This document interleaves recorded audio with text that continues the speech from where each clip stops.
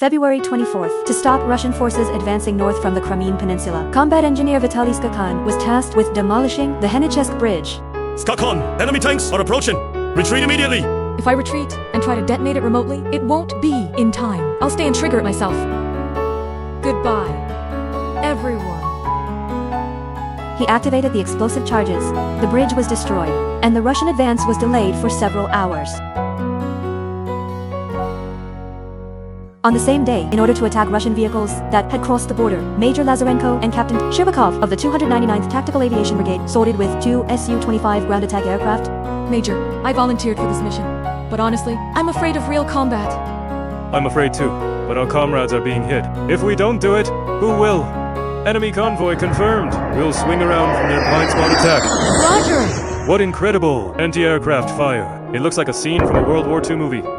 The 2 aircraft, flying in at low altitude, were heavily damaged by intense anti-aircraft fire, and Shcherbakov's aircraft had already become uncontrollable. He rammed his aircraft into the Russian convoy. Russian forces lost dozens of supply vehicles, throwing their advance plan into disarray. After the airstrikes, Russian forces launched airborne operations against the Antonevsky Bridge in the rear and the Kakhovka Dam. Naval units also landed south of Mariupol, and 2 Ukrainian brigades that had been guarding the northern edge of Crimea were surrounded. Caught by surprise and insufficiently prepared, Ukrainian forces fell into confusion across multiple areas, while some units resisted with heroic determination. The southern front entered a grueling and difficult phase. On the night of the 24th, the 59th Motorized Brigade fought fiercely and recaptured the Antonevsky Bridge, avoiding encirclement and destruction. However, Russian armored units advanced rapidly, and the bridge was retaken again on the 25th. The Russian vanguard pushed past Kherson and pursued as far as Mykolaiv in the rear. With key Dnipro River crossing points seized, Ukrainian forces were unable to properly prepare an interception posture against the wide-ranging Russian advance. February 26th, Kherson was surrounded. Same day, Melitopol falls. The pursuing Russian vanguard soon entered Mykolaiv itself. Vitaly Kim, governor of Mykolaiv, calmly gathered forces through decisive leadership and repelled the Russian units that had entered the city. He continued to unite the military and civilians, constructing an improvised defensive system. Alongside its military invasion, Russia also conducted sabotage and political subversion operations. Major Vilkul, you and I have long belonged to the same political party and have always supported Russia. Our forces have already reached the outskirts of Kryvyi Rih. Please make the right decision and cooperate with Russia. In the new Ukraine, we have prepared a high-ranking post for you. Go die with your masters, you traitor! February 27th, Berta ends. Fault. March 1st, Russian forces advancing from Crimea linked up with those advancing from Donbass. Mariupol was surrounded. On the same day, the mayor of Kherson decided to surrender, making Kherson the first regional capital to fall under occupation. Thereafter, Kherson came under the control of pro-Russian politicians. However, in occupied areas, citizens continued to stage fierce protests. In Enerhoda, home to Europe's largest nuclear power plant, residents attempted to resist, but Russian forces forcibly broke through barricades, shelled the plants, and seized control. Afterward, the plant was declared neutral, with the IAEA managing it while acknowledging Russian occupation.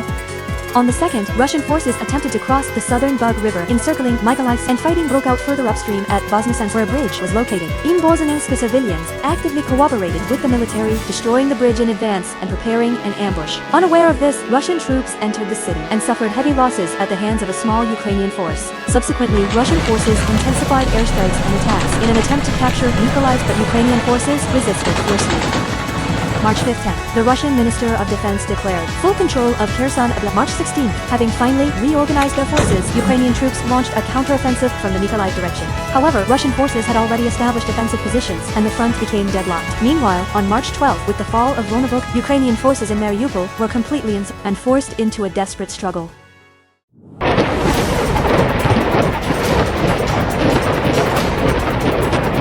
Russian forces repeatedly bombed and shelled the city, causing massive civilian casualties.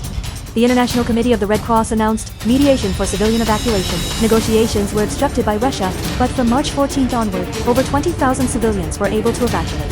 Despite everything, Ukrainian defenders in Mariupol maintained high morale and continued their stubborn resistance. Russia's Ministry of Defense demanded Mariupol surrender by March 21st, but Ukraine refused.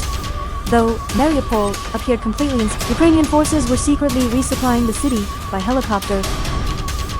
However, on April 7th, these supply routes were discovered by Russian forces and transport helicopters were shot down. On April 15th, the commander in Mariupol requested reinforcements, but relief was deemed impossible. On April 30th, the United Nations and the Red Cross once again established humanitarian corridors, allowing civilians to evacuate. On May 5th, President Volodymyr Zelensky authorized the surrender of the Mariupol garrison, yet the defenders continued to resist. May 16th, at last, exhausted and out of options, the Mariupol garrison surrendered. Thus, the fierce fighting on the southern front came to an end, and the front lines stagnated. Russia implemented assimilation policies in the territories it occupied. From that point on, Ukraine's long struggle to reclaim its land would continue.